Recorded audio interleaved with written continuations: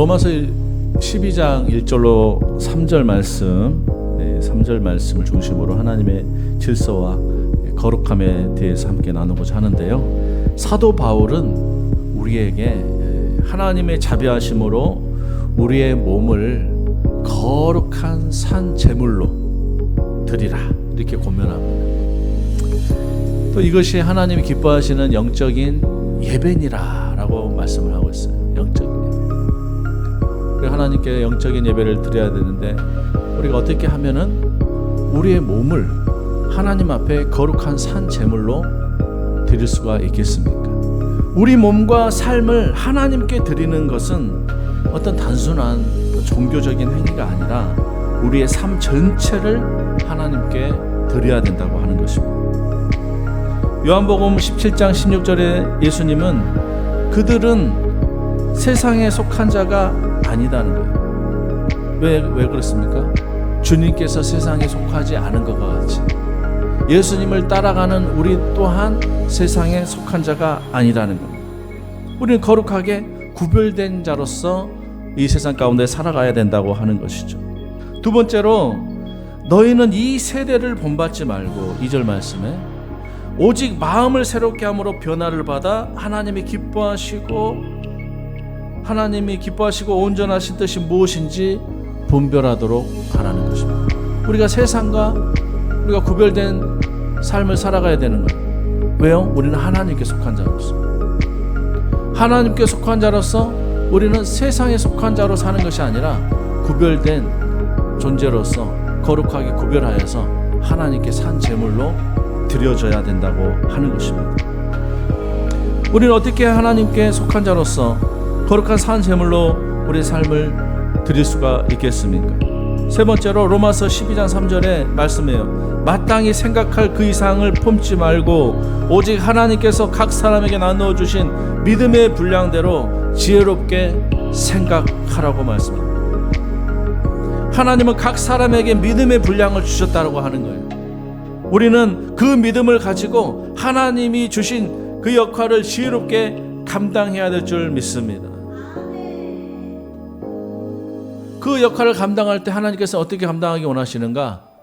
무질서함 가운데 감당하는 것이 아니라 질서 가운데서 감당하기를 원하신다는 거예요. 고린도전서 14장 33절에 하나님은 무질서의 하나님이 아니시오 오직 화평의 하나님이시라고 말씀하고 있어요. 하나님은 혼돈과 무질서를 원하지 않고 질서와 평화를 원하신다는 것입니다. 우리의 삶에서도 하나님이 주신 그 질서를 지키는 것이 중요하다는 거예요. 여러분, 세상 가운데 무질서함 속에서 그냥 뒤섞여서 살아가면은 그것을 거룩하다고 할 수가 없죠. 혼돈과 무질서 속에서도 우리가 질서를 찾고 구별된 삶을 살아가려고 하는 거예요. 세속에 물들지 않는 그것이 바로 거룩한 산 제물로 우리의 삶을 올려드리는 것이라고 하는 것입니다. 하나님 우리를 창조하신 그 이유는 하나님과 친밀한 교제를 나누기 위해서, 친교를 나누기 위한 존재로 하나님께서 우리를 만드셨다고 하는 거예요. 하나님과 깊은 교제와 만남 속에서 우리가 하나님의 그 거룩함을 추구하면서 나아갈 수 있기를 주님의 이름으로 축원드립니다. 하나님과 교제하기 위해서는 반드시 예수님이 필요하다는 거예요. 하나님과 우리가 막힌 담을 허신 우리 예수 그리스도, 그분의 공로에 힘입어서 하나님 앞에 나와서 하나님과 더 친밀한 교제와 만남 가운데 나아갈 수 있기를 주님의 이름으로 축원합니다. 내가 거룩하니 너희도 거룩하라 말씀합니다. 모세에게 또 말씀합니다. 땅은 거룩한 땅이니 이 땅에서 신을 벗어나. 하나님의 역사를 이루어갈 때 세상의 방법과 세상의 방식으로가 아니라 하나님의 방식으로, 하나님의 뜻대로 이루어가기를 원하신다는 거예요. 과학 문명이 발달하면서 사람들이 인본주의적으로 사람이 생각을 하기 쉬워졌어요. 사람이 모든 것을 다 할 수 있다라고 생각하는 거예요. 그래서 하나님이 근본이 되는 삶이 아니라 인간이 근본이 되는 삶을 살아가게 되었다고 하는 것입니다. 그러면서 무질서한 삶이 되어지는 거예요. 하나님이 창조하신 그 질서가 파괴되는 거예요. 인간이 만들어낸 수많은 그런 생활 용품들이 이 지구를 망가뜨리고 있잖아요. 지구를 파괴하고 있잖아요.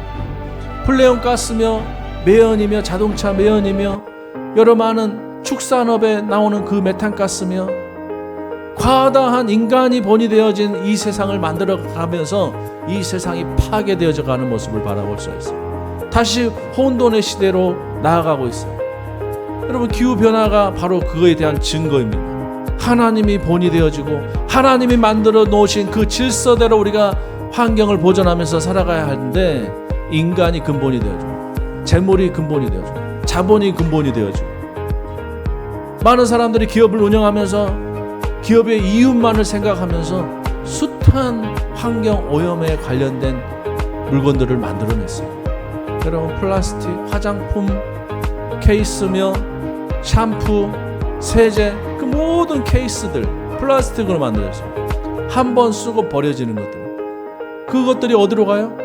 바다에 쌓여 있어요. 태평양에 수많은 텍사스주만큼 커다란 그런 인공섬들이 만들어져 있는데 쓰레기로 만들어요. 쓰레기로.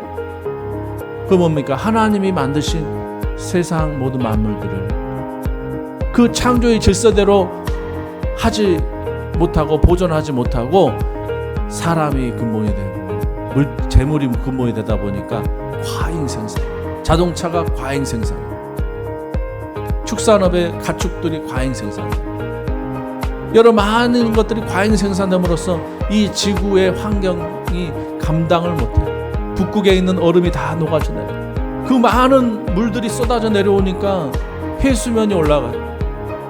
바다에 물이 많이 유입되는 거예요. 민물이 많이 유입돼요. 소금물이 유입된 게 아니에요.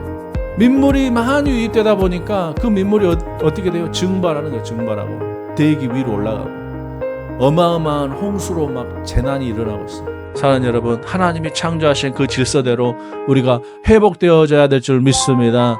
회복시켜야 될 줄 믿습니다. 여러분, 지금 얼마 남지 않았더라고요. 450점이 되면은 환경이 더 이상 되돌릴 수 없는 지경에 이른답니다. 450점이 넘어가는 환경 지수가. 근데 지금 420점이 넘어가고 있어요. 420점. 정말 얼마 남지 않는 이런 한계점까지 이르렀는데 하나님이 만드신 질서가 파괴되고 환경이 파괴되고 그럼으로써 이 지구가 지금 이 숱한 어려운 가운데 처해 있다는 사실을 기억하면서 우리가 더욱더욱 이 환경을 생각하고 하나님이 창조하신 그 질서대로 살아가기를 힘쓰는 그런 저와 여러분 될 수 있기를 주님의 이름으로 축원드립니다. 축원드립니다.